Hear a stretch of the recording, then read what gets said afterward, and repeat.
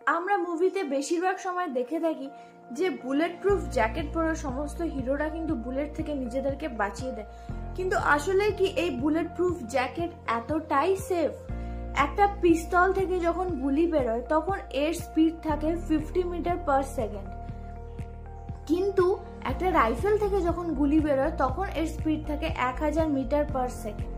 তো bullet proof jacket পিস্তলের গুলিটাকে কিন্তু আটকাতে পারে, কিন্তু রাইফেলের গুলিকে কিন্তু ও আটকাতে পারবে না।